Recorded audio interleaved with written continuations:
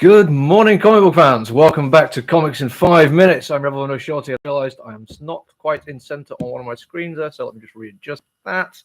Nothing's fallen over. We're all good. I'm getting better at this, figuring out how to have two different cameras running at the same time. There's always going to be some issues with delays, and sometimes it'll look like I'm looking at you, and sometimes I'm looking at you. But we'll figure it out as we're going along. Today, I'm going to be reviewing Slumber. And before we get too far into expectations, because I talk about this every once in a while, and there's usually kind of two things: either something I like, or something I expected to like, or something I didn't. And then what actually happens kind of changes how I feel about a comic book. For instance, it's really nice if I'm not expecting to like something and I do, but if I am expecting to like something and I do, it just feels like it's hit expectations and I don't really get as excited about it. Sometimes it'll blow my mind, but sometimes it won't. What we have with Slumber is not an expectation of quality, but a surprise that it's not an aftershock comic.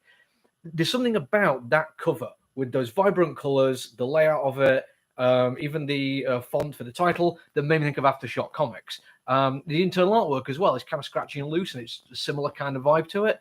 I didn't realize until I was adding it to my point of sale system and checked the price, because Aftershock Comics ones are usually $5. This is only $4, and it's when I saw the price and then looked up and saw the image logo that I was like, oh, this isn't Aftershock.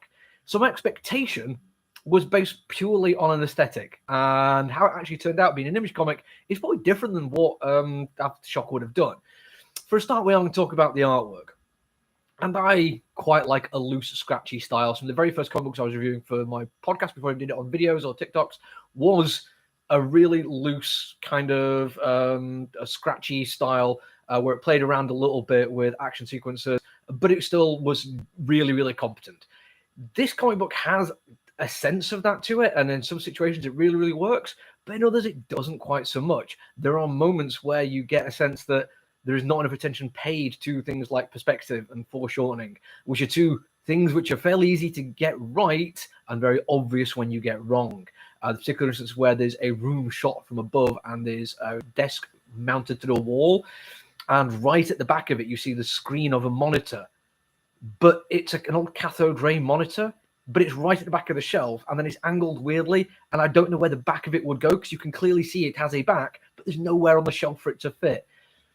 And it's I say this quite often, once you spot a little mistake, you start looking for other ones. Now, I say it works sometimes because there's an awful lot of moments in this comic book where we're dealing with dreams and drifting into alternate realities and dreamscapes and nightmarescapes, and you can get away with a lot then.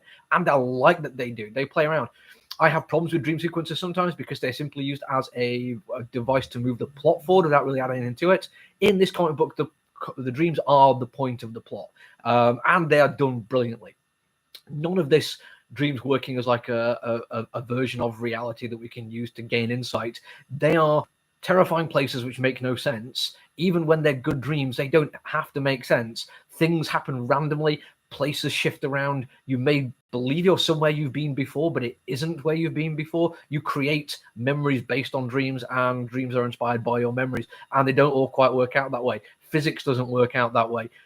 And this comic book nails all of that and has quite a lot of fun with it. There's even a little bit of labyrinth humor in there, which is quite nice when she meets a goblin king. But the main character, her job is to go into these nightmares or dreams, find the source of a nightmare, and murder the ever-loving snot out of it, thus freeing the client from that nightmare. That in itself isn't particularly complicated as a plot device. I'm trying to remember if I've seen something exactly like that, but I've certainly seen something similar to it, and it's enjoyable enough. It gives the artist a lot of freedom, and it gives the writer a lot of scope to tell interesting stories. But we add to this the fact that the main character, the Dream Eater or the Dream Hunter, isn't exactly a reliable narrator.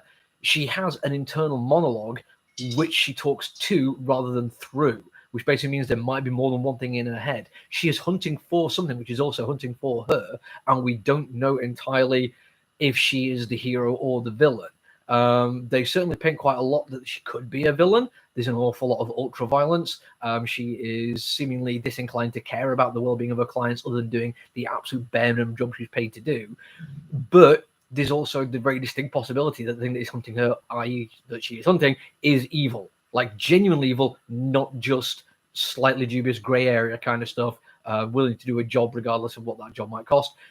There is actually a sense that this could be good and evil. So we have a gray area of our protagonist. Or do we? Maybe she is just good, and maybe this is just the price she has to pay. I like that it plays around with that. I like the fact that it doesn't just use dreams as a simple mechanic. It actually has a lot of fun with them.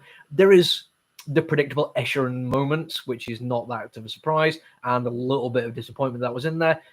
But those few disappointments in terms of the art not being 100% and some of the story beats being a little bit predictable do not take away from the fact that it's an awful lot of fun, and it is a very good-looking comic book in its own way. The colors are absolutely vibrant because there is a freedom to be done with the art and the setting of dreams. There is so much scope for having a great time with this comic book. I was expecting a little bit more horror, and there is certainly brutality and gore, but the horror elements seem to be more splatterpunk rather than deeply chilling. So if you're wanting a horror comic book, maybe find something that might be a little bit on the darker side of it. But if you're wanting to have a laugh with some horror stuff, then you're probably absolutely fine with this one. Right, give me 1 second. I think I'm done for the day. Yes, that's me done. I just realized I've actually gone a whole minute over. I do apologize. But I'll be back tomorrow with another review, and it's going to be Carnage, finally. Until then, look after each other, everyone. Stay safe. Bye.